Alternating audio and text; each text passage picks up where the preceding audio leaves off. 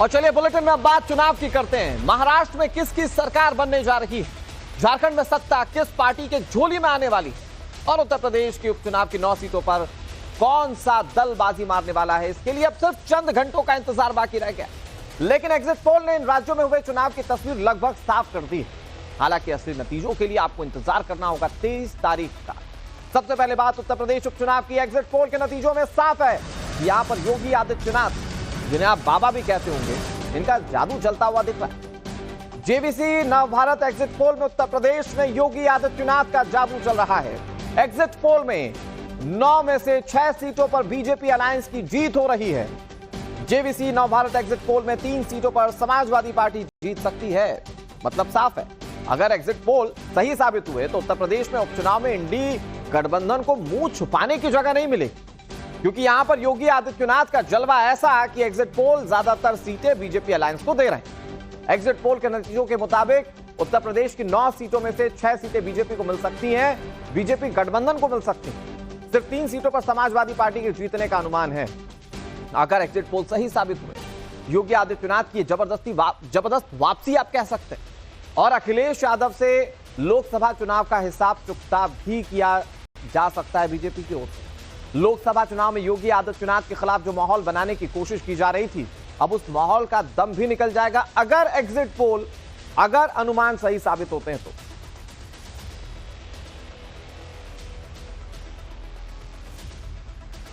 और चलिए बहुत जल्दी से आपको बता देते हैं एग्जिट पोल क्या कह रहे हैं, एग्जिट पोल किस तरफ इशारा कर रहे हैं, किसको कितनी सीटें, 9 सीटें। ये आंकड़े मैं आपको इलैबोरेट करूं, ये बता देता हूं कि ये चुनाव ऐसा लड़ा गया मानो ये सबसे बड़ा चुनाव हो उत्तर प्रदेश में, मानो ये सत्ता की जंग हो। ये कहा जा रहा था 27 के लिए, जो 27 के सत्ताधीश बनने की कोशिश कर रहे हैं, ये कह रहे थे कि ये ट्रेलर हो सकता है। और नतीजे किस तरफ इशारा कर रहे हैं, एग्जिट पोल क्या कह रहे हैं, भारतीय जनता पार्टी और आरएलडी, एक सीट आरएलडी के पास थी, आरएलडी वो सीट जीत सकती है। 6 सीटें भारतीय जनता पार्टी और गठबंधन को मिलती हुई दिख रही है इस एग्जिट पोल। समाजवादी पार्टी जो कई मौके पर कहते हुए समाजवादी पार्टी के नेता दिखे कि हम ज्यादातर सीटों पर जीत दर्ज करेंगे, 9 में से सिर्फ 3 सीटें, वो भी तब जब लोकसभा इलेक्शन में समाजवादी पार्टी का परफॉर्मेंस अच्छा रहा था और समाजवादी पार्टी ने उसे जबरदस्त तरीके से ब्रांड किया। लेकिन इस उपचुनाव में यह कहा जा रहा है कि समाजवादी पार्टी को सीटें कम मिल रही हैं, बीजेपी अच्छी पोजीशन में दिख रही है। अब मैं आपको सीटवार बताता हूं कि कौन सी सीट पर कौन आगे, कौन जीत रहा है, कौन हारता हुआ दिख रहा है एग्जिट पोल में।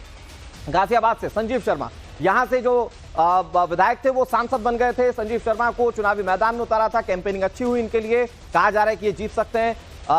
सिंह राज जाटव समाजवादी पार्टी के प्रत्याशी थे, इनकी हार हो रही है। बीएसपी ने भी प्रत्याशी उतारा था परमानंद गर्ग को, इनकी हार हो सकती है, जो अभी तक के एग्जिट पोल कह रहे हैं। करहल की सीट आपको बताते हैं, करहल समाजवादी पार्टी का गढ़ कह लीजिए, और यहां पर पहले खुद अखिलेश यादव थे, अब यहां पर तेज प्रताप यादव को, जो कि उनके यहां खुद परिवार से आते हैं तेज प्रताप यादव, इनको मैदान में उतारा, कहा जा रहा है कि ये जीत सकते हैं। और इन्हीं के परिवार के अनुजेश प्रताप यादव को बीजेपी ने मैदान में उतारा था, यहां बीजेपी को हार मिलती हुई दिख रही है। ये करहल का समीकरण है।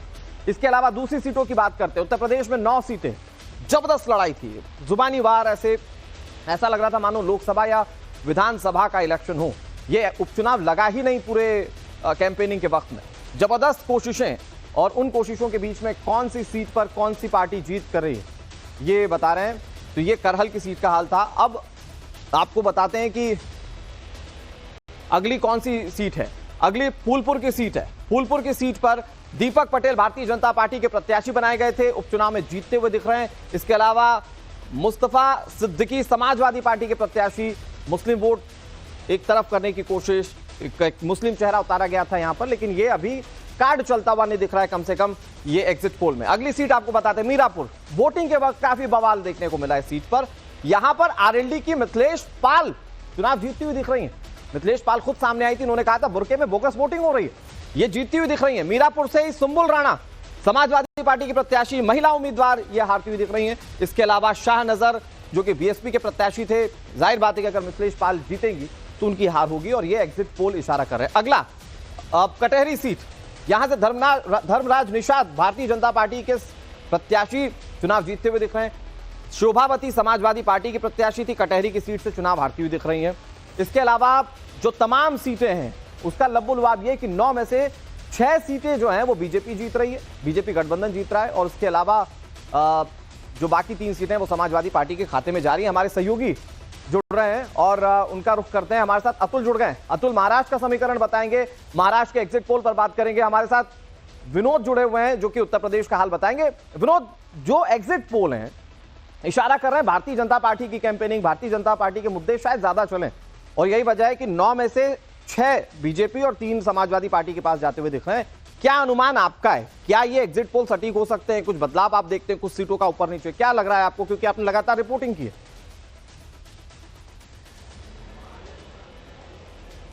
देखिए, दो चीज़ें बहुत खास है। आपने देखा कल जब वोटिंग हो रही थी, महाराष्ट्र में भी इलेक्शन थे, झारखंड में थे, लेकिन सबसे ज़्यादा नजरें जो थी उत्तर प्रदेश के चुनाव पर थी और सबसे हाई प्रोफाइल आप कह सकते हैं इस इलेक्शन को, इस लिहाज से क्योंकि ये माना जा रहा था कि अगर जो उपचुनाव के नतीजे होंगे उसकी तस्वीर जो है वो आपको 2027 में दिखाई देगी। बीजेपी ने इसी लिहाज से तैयारी भी की थी और हमने देखा किस तरीके से लगातार कैंपेन किया गया। सीएम ने किस तरह से लगातार 5 दिनों में जो है 13 से ज्यादा रैलियां की, 2 रोड शोज किए।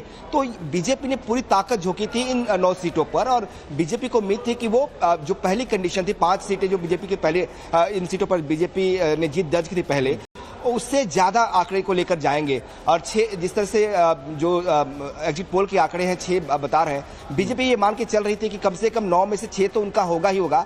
कल जिस तरह का वोटिंग ट्रेंड रहा हमने देखा, दोपहर के बाद से अचानक वोटिंग ट्रेंड में बदलाव आया और कई सीटें जिसे समाजवादी पार्टी दावा कर रही थी कि वोटिंग वहां पे रोका जा रहा है, वहां पे वोट परसेंटाइल बहुत ज्यादा रहा। खासतौर कुंदर की भी बात करें 57% वोट हुआ, मीरापुर में देखिए 57% ज्यादा वोटिंग हुई। तो ये वो सीटें थी जिस पर सपा लगातार आरोप लगा रही थी कि वोटिंग नहीं होने दिया जा रहा है, वोटर्स को रोका जा रहा है, लेकिन वहां वोटिंग सबसे ज्यादा हुई है, 57-58% वोटिंग हुई है वहां पे।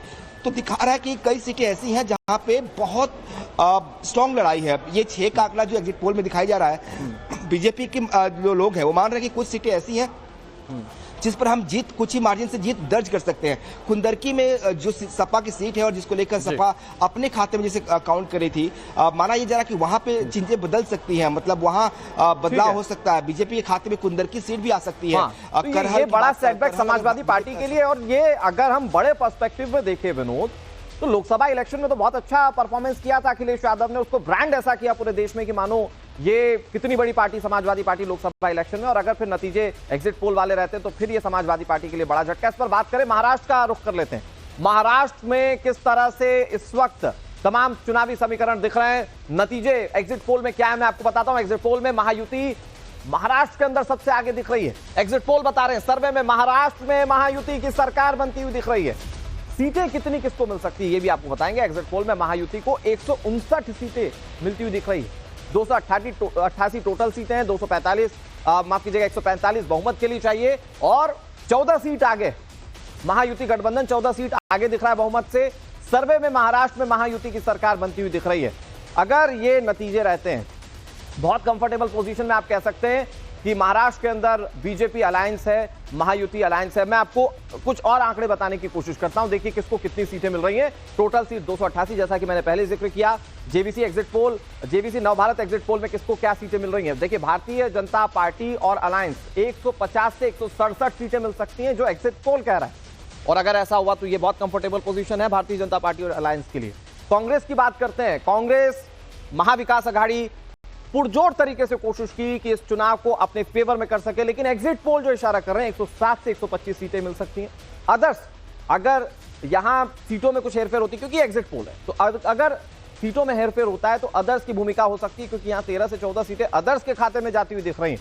तो ये महाराष्ट्र में जो चुनाव हुए, एक चरण में जो कल चुनाव संपन्न हुआ, उसके बाद एग्जिट पोल ये इशारा कर रहे हैं कि महाविकास आघाड़ी पिछड़ रही है, महायुति की सरकार बन रही है। अतुल हमारे सहयोगी लगातार हमारे साथ जुड़े हुए हैं। अतुल, आपने लगातार रिपोर्टिंग की, आकलन क्या यही है कि भारतीय जनता पार्टी 159 तक सीटें ला सकती है, या इससे कम देख पा रहे हैं, या इससे ज्यादा भी हो सकता है? मतलब आपने रिपोर्टिंग की, जनता का मिजाज क्या है कल वोटिंग के बाद?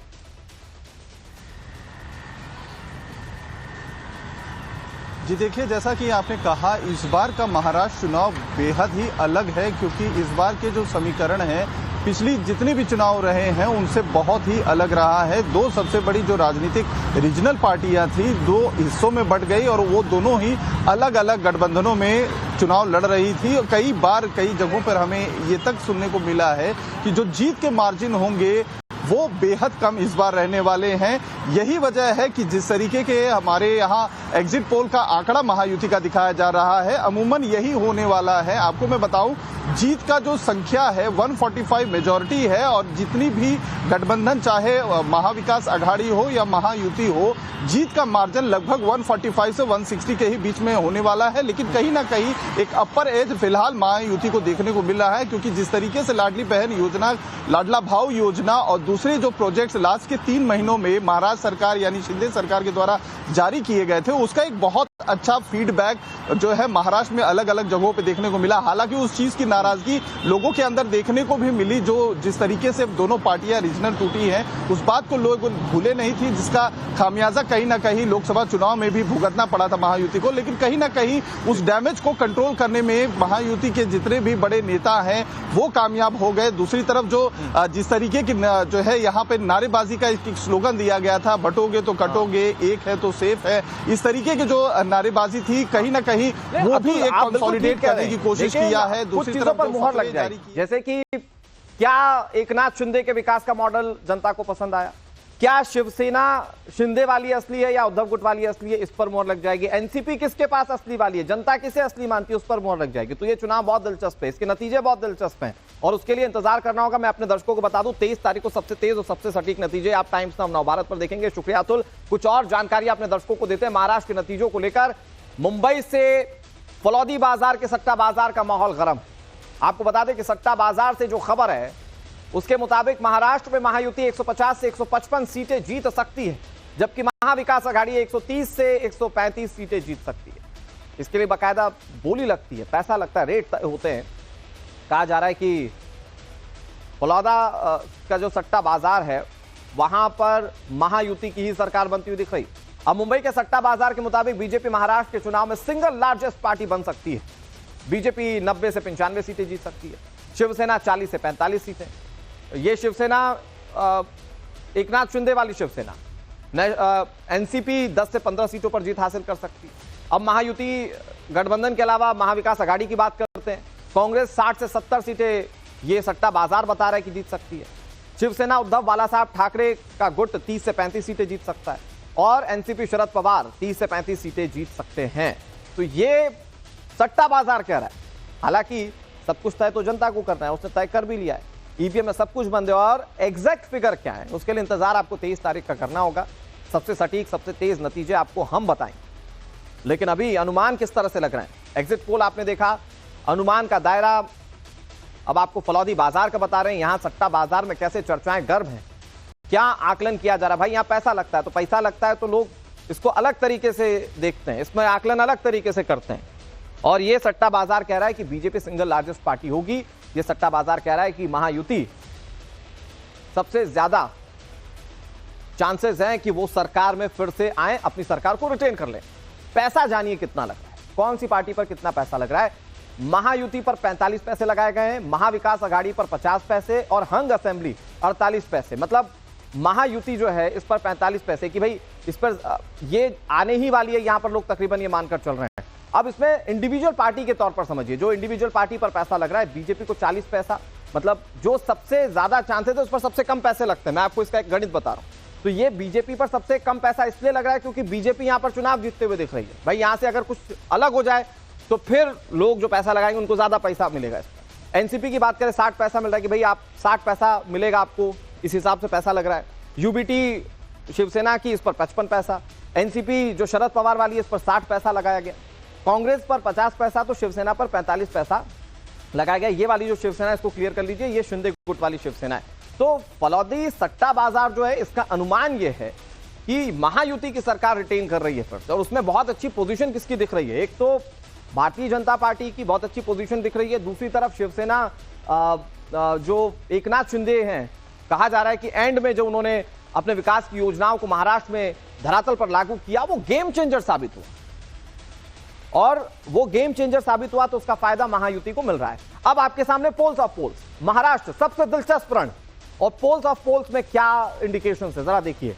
हमने आपके लिए, मतलब आप अलग अलग एजेंसीज के सर्वे देखते होंगे, हम आपके लिए कंक्लूड करके लाए कि क्या इसमें आउटकम दिख रहा है। पी मार्क का सर्वे दावा कर रहा है बीजेपी प्लस यानी कि महायुति 137 से 157 सीटें, कांग्रेस प्लस यानी कि महाविकास आघाड़ी 126 से 146 सीटें, अदर्स को 2 से 8 सीटें मिल सकती है। मेट्राइज क्या दावा कर रहा है 150 से 170 सीटें बीजेपी गठबंधन को, 110 से 130 सीटें कांग्रेस गठबंधन को, और अदर्स को ये भी 10 से 8 सीटें दे रहे हैं। मतलब ये नोटिस कीजिए, अदर्स वाले भी गेम चेंजर हो सकते हैं। इसके अलावा पीपल्स पल्स का सर्वे बहुत अलग दिख रहा है। यहां पर बीजेपी गठबंधन को 182 सीटें, कांग्रेस और महाविकास आघाड़ी का कैंपेन काफी ज्यादा इसमें निम्न साबित हो रहा है क्योंकि इसमें सिर्फ 89 सीटें मिल रही हैं, अदर्स को 9 सीटें मिलती हुई दिख रही हैं। पोल्स डायरी का सर्वे क्या कहता है 122 से 186 सीटें, ये सबसे ज्यादा, अगर कमतर हुआ तो 122 और सबसे ज्यादा हुआ इस सर्वे के हिसाब से तो 186 सीटें मिल सकती है बीजेपी गठबंधन को, 69 से लेकर 121 सीटें मिल सकती है कांग्रेस गठबंधन को, यहां अदर्स को सीटें 12 से 19 मिल सकती हैं। तो ये पोल्स ऑफ पोल्स हम आपको बता रहे हैं, और यहां पर भी आप देखेंगे ज्यादातर नंबर्स देखेंगे, कई तो बड़ा ग्रैंड नंबर दे रहे हैं बीजेपी अलायंस को, लेकिन कोई भी ऐसा सर्वे नहीं है जिसमें कांग्रेस पार्टी या महाविकास आघाड़ी की सरकार बनती दिख रही हो। लेकिन मैं आपको फिर से साफ कर दूं, यह अनुमान है। असल नतीजे, जनता ने ईवीएम में कौन सा बटन दबाया, ये नतीजे 23 तारीख को आएंगे, और ये नतीजे आप सबसे पहले टाइम्स नाउ भारत पर देखेंगे।